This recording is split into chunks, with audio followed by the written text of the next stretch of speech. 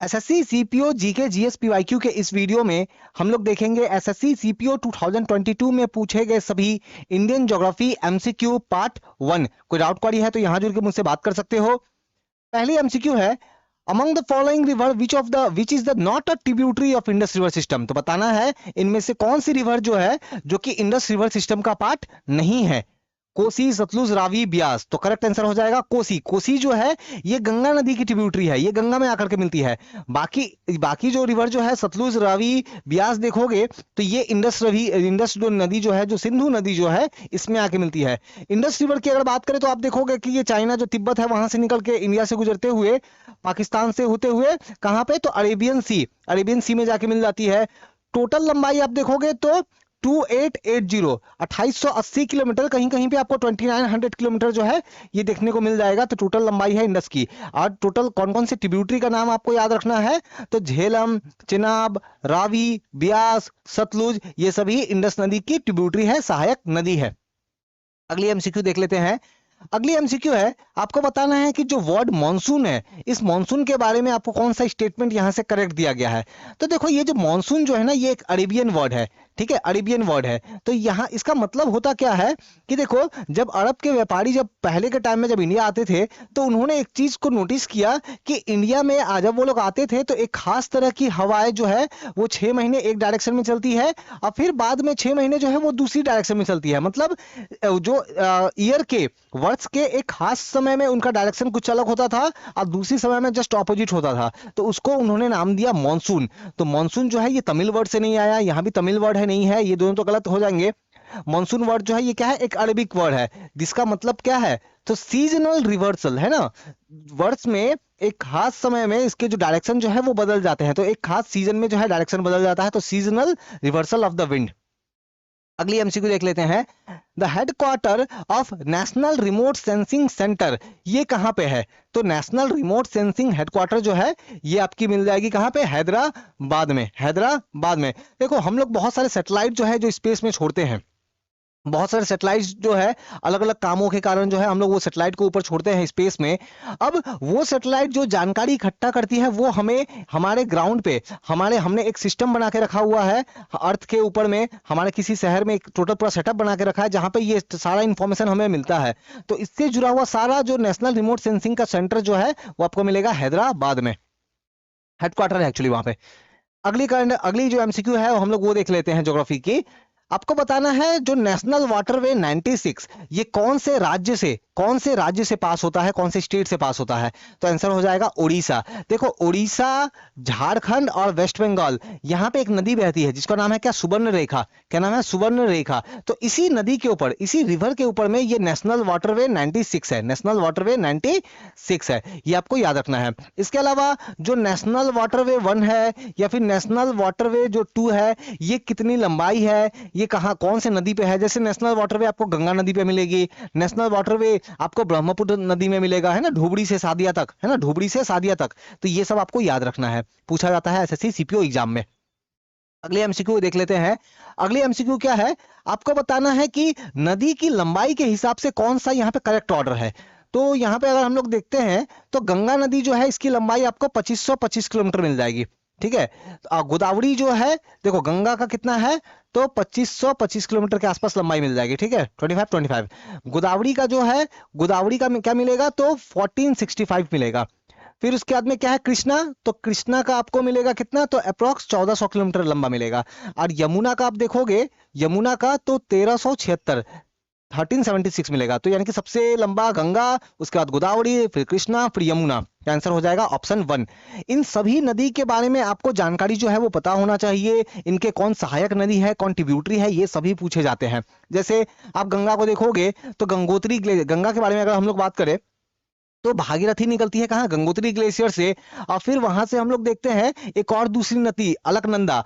जब ये भागीरथी और अलकनंदा ये दोनों नदी जब मिल जाते हैं कहाँ पे, देवप्रयाग में, कहाँ मिलते हैं, तब जाकर के हम लोग इसे गंगा बोलते हैं, है ना, तब जाकर के हम लोग इसे गंगा बोलते हैं। और फिर हम लोग देखेंगे कि बंगाल में आकर के बंगाल में आकर के जो देखेंगे कि फिर ये दो भागों में जो है वो बढ़ जाएगी।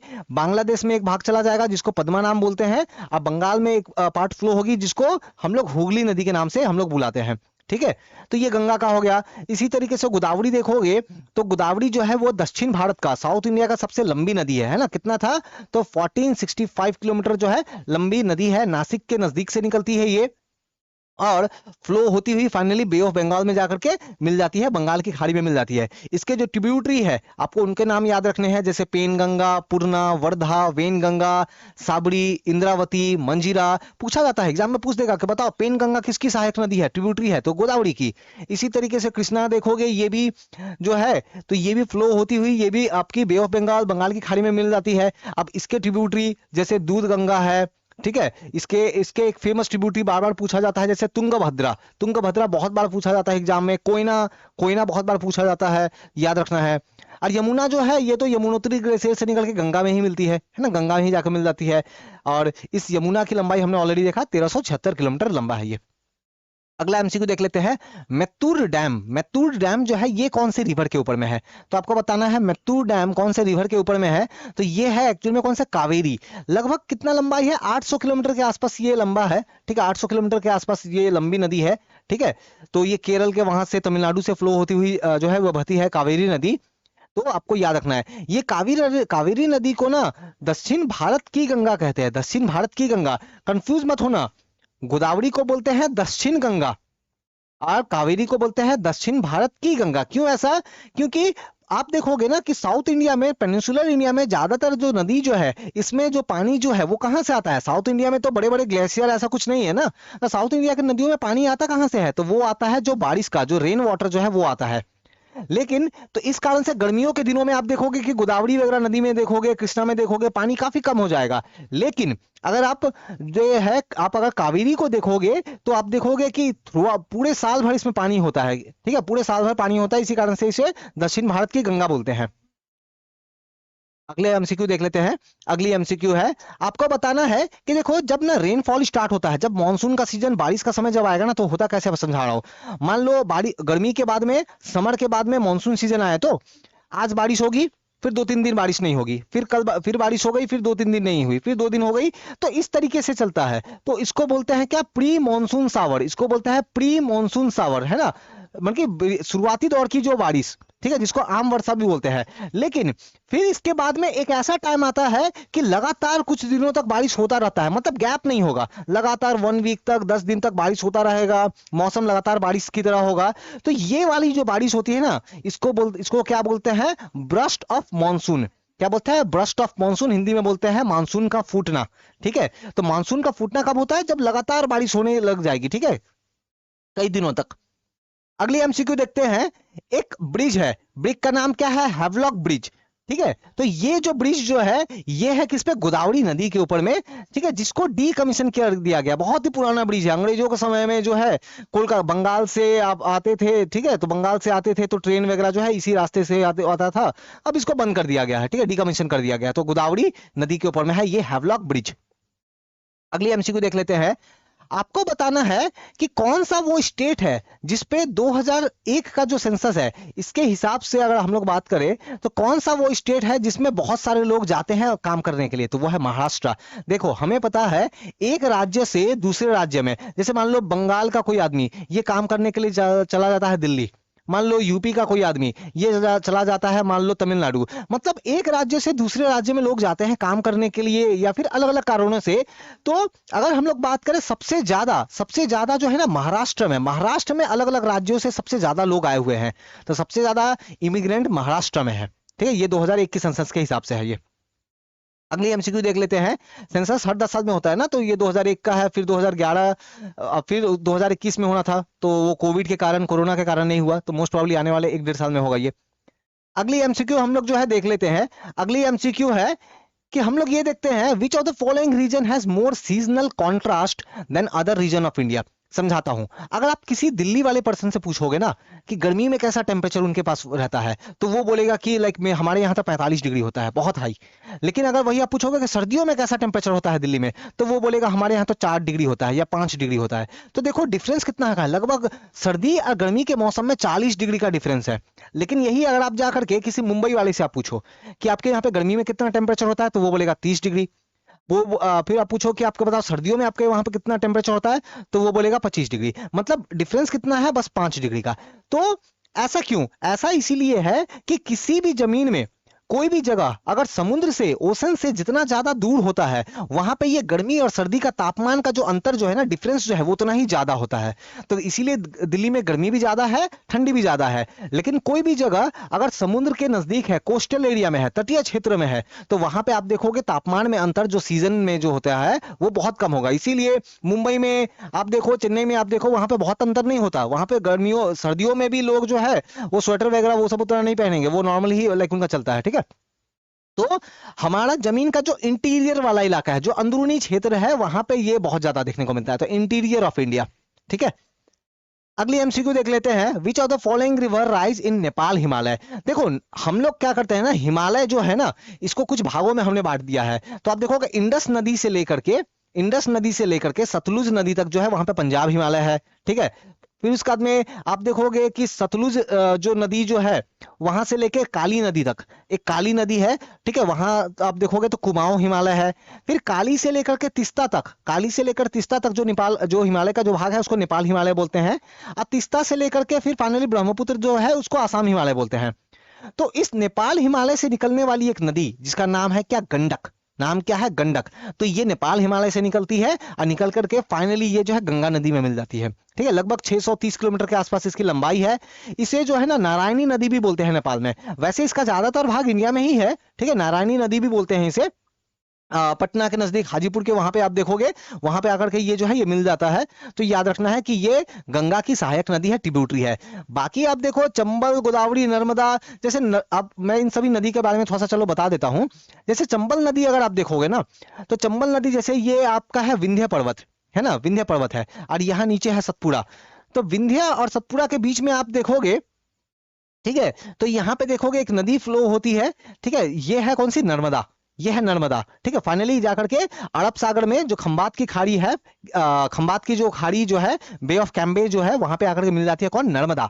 इसके बाद आप देखोगे कि मध्य प्रदेश में ही यहाँ पे विंध्य पर्वत के वहां से, ठीक है, जानपाओ ऐसा जगह है, तो वहां से एक नदी निकलती हुई फाइनली जाकर के यमुना में मिलती है। ये कौन सी है, ये है चंबल, ठीक है, चंबल नदी। तो चंबल नदी देखोगे मध्य प्रदेश से होती हुई आप जाकर के देखोगे फाइनली जाकर के जो है यमुना में जाकर के मिल जाती है। और इसकी जो सहायक नदी है चंबल की, आपको जरूर सब सुना होगा आपने, बानस नदी। बानस रिवर जो है जो राजस्थान के अरावली के वहां से आती है।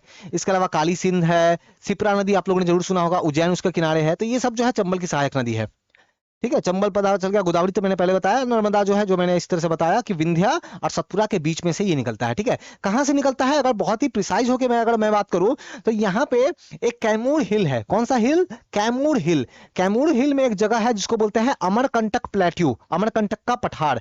तो ये अमरकंटक के प्लेट्यू से, पठार से निकलती है ये नर्मदा नदी, ठीक है। अगली एमसीक्यू जो है देख लेते हैं। हम लोग नॉर्मली सुनते रहते हैं कि कुछ ना कुछ सैटेलाइट वगैरह जो है इंडिया ने रिलीज किया स्पेस में। तो अब सैटेलाइट भी अलग अलग तरीके का होता है, उनका काम अलग अलग तरीके का होता है।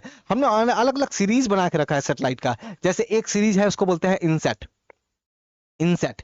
तो ये जो सैटेलाइट सीरीज जो है ना, ये काम आता है कम्युनिकेशन में, ठीक है, कम्युनिकेशन में काम आता है, या वेदर फोरकास्टिंग में, डिजास्टर वार्निंग में। जैसे आपको पता है ना कि तूफान आने से 4 दिन पहले से बताया जाता है कि ओके तूफान आने वाला है ना, या फिर हैवी बारिश होना है, उससे पहले ही जो है अलर्ट जारी कर दिया जाता है। तो इन सब में जो है इन सैटेलाइट का यूज किया जाता है।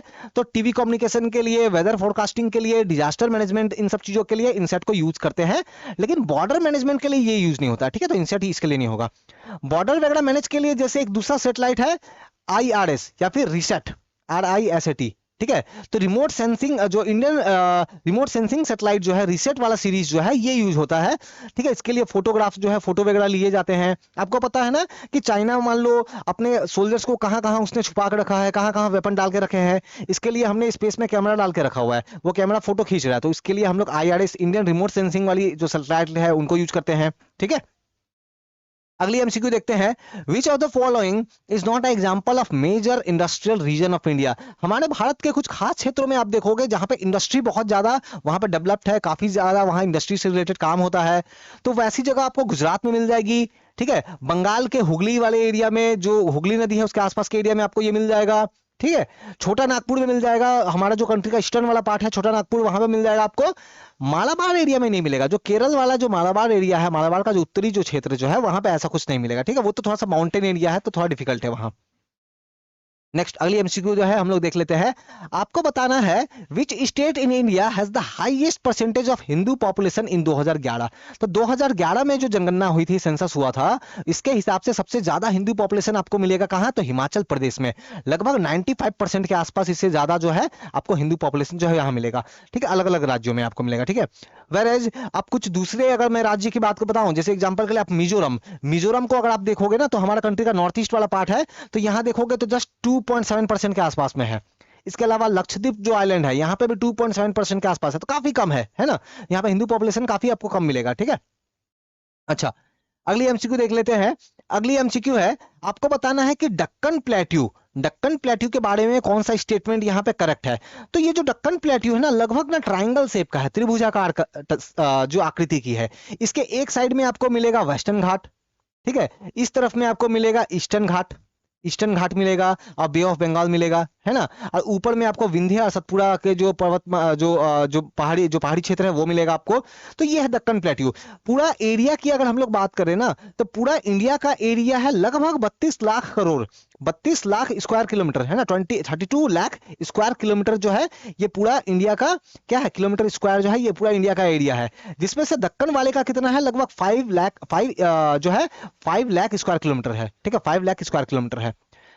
तो ये जो दक्कन वाला भाग है ना, ये आपको वेस्ट तरफ, क्योंकि वेस्ट साइड में आप देखोगे तो वेस्टर्न घाट है, तो वेस्ट साइड में थोड़ा ऊंचा मिलेगा, और ईस्ट साइड में थोड़ा सा नीचे मिलेगा ईस्टर्न साइड में ये दक्कन। इसीलिए तो जो हमारी नदियां हैं, जो हमारी गोदावरी नदी है, कावेरी है, कृष्णा है, महानदी है, ये सभी आप देखोगे कि वेस्ट से ईस्ट डायरेक्शन में बह रही है ना, पश्चिम से पूरब दिशा में बह रही है। तो इसके लिए जो स्टेटमेंट हो जाएगा ये तीसरा वाला, कि दक्कन प्लेट्यू जो है वो वेस्टर्न साइड में ऊंचा है ना, पश्चिम साइड में ऊंचा है, और पूर्वी तरफ में क्या है, उसका थोड़ा ढलाव जो है, वो ढाल जो है, ऊंचाई जो है थोड़ा कम है।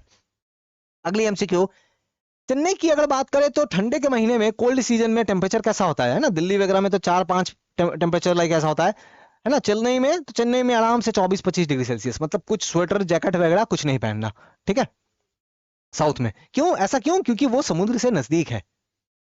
अगली जो एमसीक्यू है हम लोग वो देख लेते हैं। देखो, कोई भी डाउट क्वारी हो ना, तो आप आराम से आप मुझे डायरेक्टली बात कर सकते हो, लिंक मैंने शेयर कर दिया है। तो जो भी आप देख रहे हो, ये अगर आप तैयारी कर रहे हो एसएससी सीपीओ 2023 एग्जाम के लिए, तो बहुत इंपॉर्टेंट है। एसएससी जीके ये सभी आपका बहुत इंपॉर्टेंट, आपको काम देगा। बढ़ते हैं आगे। तो विच of the following dam is correctly paired with the state in which located. तो आपको डैम का नाम दिया गया है और राज्य का नाम दिया गया है, आपको बताना है कौन सा करेक्ट है। तो तहरी उत्तर प्रदेश में नहीं, तहरी डैम तो आपको उत्तराखंड में मिलेगा ना, उत्तराखंड में भागीरथी जो नदी है, जो जाके आपका गंगा बनती है, उसमें मिलेगा ना आपको। तो तहरी डैम जो है उत्तराखंड में मिलेगा, ये तो गलत हो गया। हीराकुंड डैम उड़ीसा में, हाँ ये सही है। हीराकुंड डैम जो है ये महानदी पे है, तो ये सही है। भाखड़ा नांगल डैम ये तमिलनाडु में नहीं मिलेगा, ये आपको हिमाचल प्रदेश के वहां पे आपको मिलेगा, सतलुज नदी के ऊपर में। कौन सी नदी, तो सतलुज नदी के ऊपर में। और नागार्जुन जो है ये आपको मिलेगा कृष्णा नदी के ऊपर में मिलेगा। तो राजस्थान में कृष्णा नदी थोड़ी बहती है, आंध्र प्रदेश से होकर बहता है ना, तो ये भी गलत हो गया। तो करेक्ट कौन सा है, ऑप्शन 2 हीराकुंड जो है वो उड़ीसा में महानदी नदी के ऊपर में ये डैम है। अगली एमसीक्यू जो है देख लेते हैं।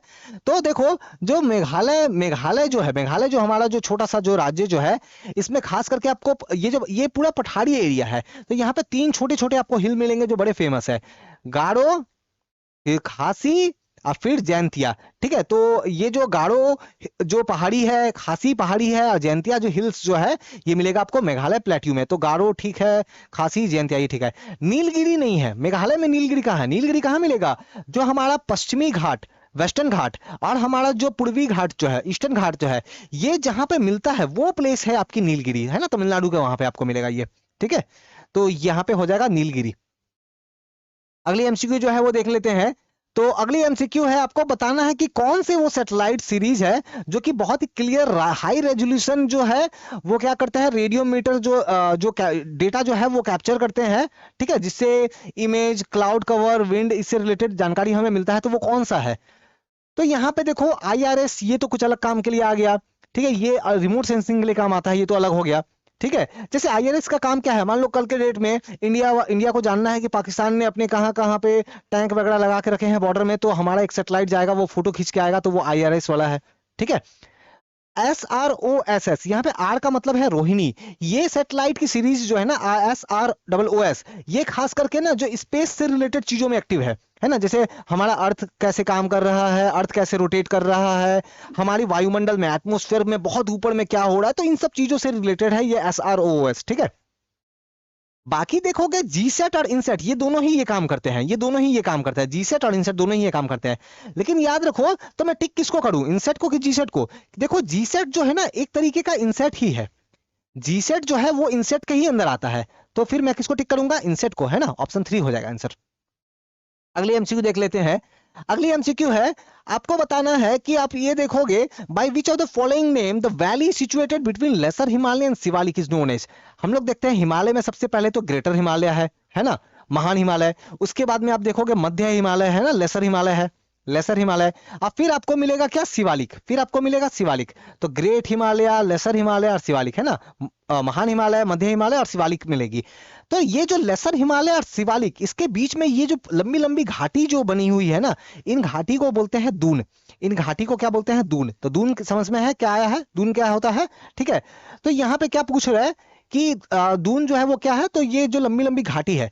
बाकी इसके बारे में भी जान लो, ये जो लेसर हिमालय है, मध्य हिमालय जो है, इसमें लगभग 3300 किलो, सॉरी 3300 मीटर जो है, इससे अधिक ऊंचाई पे आप देखोगे तो वहां बड़े बड़े घास के मैदान मिलेंगे। उन घास के मैदान को ही क्या बोलते हैं, मर्ग, ठीक है। तो उन घास के मैदान को अलग अलग नाम से बुलाते हैं, मर्ग नाम से बुलाते हैं, या फिर आप देखोगे बुग्याल नाम से बुलाते हैं। तो बुग्याल बोलते हैं उत्तराखंड में, अब मर्ग जनरली बोलते हैं कश्मीर वाले एरिया में, कश्मीर वाले एरिया में मर्ग बोलते हैं, ठीक है। अब बुग्याल बुलाते हैं, ये घास के मैदान है जो कि कहाँ है, लेसर हिमालय के ढालों पे है, तो उत्तराखंड में जो है बुग्याल बुलाते हैं।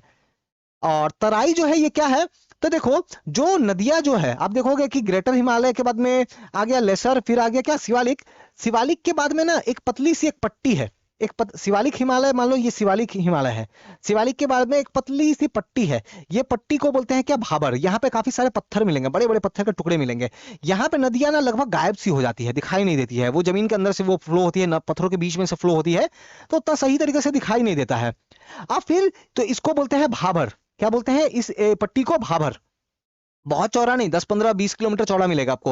अब भाबर जब खत्म होता है, उसके बाद फिर से एक नई पट्टी स्टार्ट होती है, इस पट्टी को बोलते हैं तराई। तो भाबर में जो नदियां गायब हो गई है, वही नदियां दोबारा तराई में जो है बाहर निकलती है। और ये तराई वाला एरिया जो है ना, यहाँ पे आप देखोगे बहुत सारा दलदल आपको मिलेगा, यहाँ पे काफी सारे काफी सारे आपको जीव जंतु जो है वो मिलेंगे, ठीक है। तो तराई उसको बोलते हैं हम लोग। तो तराई भी आप देखोगे लगभग 30 किलोमीटर चौड़ा या 20 किलोमीटर, डिपेंड करता है, तो ये इतना जो है ये चौड़ा मिलेगा तराई क्षेत्र। अगली एमसीक्यू जो है वो हम लोग देख लेते हैं। तो विच of the following statement is true about the communication development. तो भारत में जो कम्युनिकेशन का डेवलपमेंट हुआ, इससे रिलेटेड कौन सा स्टेटमेंट जो है ठीक है। तो TV service begin in India before independence. आजादी से पहले टीवी देखते थे, नहीं, बिल्कुल नहीं देखते थे, ठीक है। तो TV was delinked from All India Radio. देखो स्टार्टिंग में टीवी का जो काम जो होता था और रेडियो, ऑल इंडिया रेडियो जो वर्क करता था, एक ही साथ कंट्रोल होता था। बाद में इनको अलग अलग कर दिया गया है ना, तो टीवी में दूरदर्शन वगैरह आ गया और ऑल इंडिया रेडियो अपना अलग हो गया, तो इसको अलग कर दिया गया। और ये दूरदर्शन को अलग कब किया गया, तो 1976 में। तो 1976 में, तो ये भी सही है, तो बी और सी सही है ना, लास्ट के दोनों सही है, ठीक है। तो कोई डाउट क्वारी हो तो यहाँ पे जुड़ के मुझसे आप बात कर लो, पीडीएफ वगैरह जो है मिल जाएगी, करंट अफेयर वगैरह मैं डिस्कस करता हूँ, वो आप Kailash oxide current affair channel है, जरूर उसको आकर एक बार विजिट करो, ठीक है।